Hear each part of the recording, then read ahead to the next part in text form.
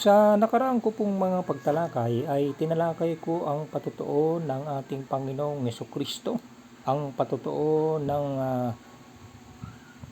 mga apostol tungkol sa Iglesia ni Kristo. Ngayon naman po ay ang patotoo naman ng Diyos. Ang malayong dako na mula roon ay tatawagin ang ibang mga tupa ni Kristo ay ang malayong silangan ayon sa hula ng Diyos sa Isaiah 43 talatang 5. Mula sa malayong silangan, dadaling ko ang iyong lahi at mula sa malayong kanluran ay titipunin ko kayo. Kabilang sa tinatawag na dako ng mga hintil ang Roma at Gresya na kapwa nasa Europa. Ang mga ito ay wala sa malayong silangan. Ang Far East o malayong silangan ay ang rehiyon o region sa Asia na kinaroroonan ng Pilipinas ayon sa Kenneth Scott Latorit ng Short History of the Far East, page 290. Narito, lumitaw ang Iglesia ni Cristo sa panahong ito. Ang binanggit naman na malayong mga panahon ay tumutukoy sa ekspresyong mga wakas ng lupa. Sa panahong iyon, tatawagin o dadalhin ng Diyos ang kanyang mga anak na lalaki at babae na mula sa silanganan, sa malayo. Sa Isaiah 43:5-6, ganito ang nakasulat: "Huwag kang matakot, sapagkat ako'y sumasayo. Dadaling ko ang iyong lahi mula sa silanganan at titipunin kita mula sa kanluran. Sasabihin ko sa hilaga, bayaan mo, at sa timugan, huwag mo silang pigilan. Dalhin mo ang aking mga anak na mula sa malayo at ang aking mga anak na babae na mula sa mga wakas ng lupa."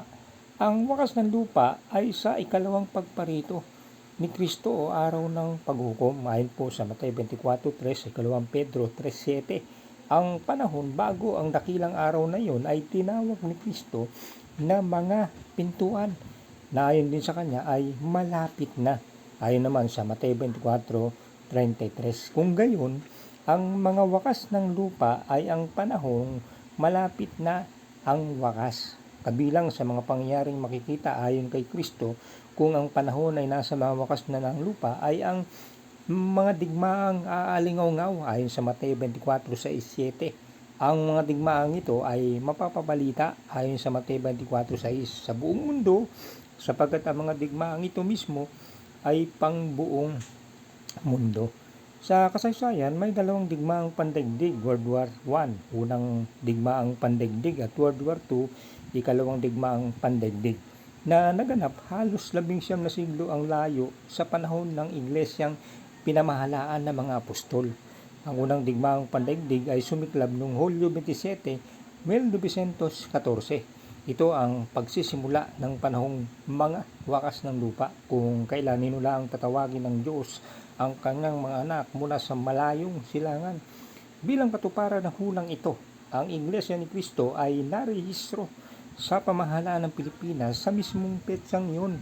Kung gayon, ang kawan na binubuo ng ibang mga tupa ni Cristo ay ang Iglesia ni Cristo na bumangon sa Pilipinas noong 1914. Ang Diyos mismo ang nagpapatotoo na ang mga kaanib sa iglesyang ito ay kanyang mga anak. Tiniyak ng Panginoon Jesus na sila yung mga tupa o mga alagad, alumbagay tunay na mga Kristiyano. At ang pahayag ng apostol na sila'y tumanggap ng kaloob ng Espiritu Santo ay katumbas na rin ang patotoo na ang Iglesia ni Cristo ay siyang bayan ng Diyos sa panahong ito.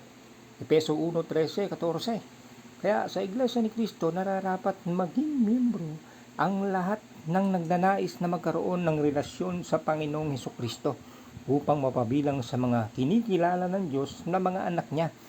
Ayon kay Apostol Pablo, kung mga anak ay mga tagapagmana nga, mga tagapagmana sa Diyos at mga kasamang tagapagmana ni Kristo.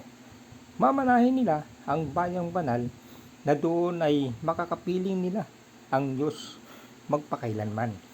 Yan po ang patotoo ng Panginoon Diyos. Tatlo po ang nagpatotoo. Kanina, nakaraang video ay tinalakay ko ang patotoo ng Panginoong Hesukristo mismo at ang patotoo ng mga apostol, at ngayon naman ay ang patotoo ng Panginoong Diyos. Tatlong nagpatotoo tungkol sa Iglesia ni Cristo na lilitaw sa Pilipinas. Ang Iglesia ni Cristo naglilingkod ngayon sa buong mundo. Maraming salamat po at magandang gabi po sa inyong lahat.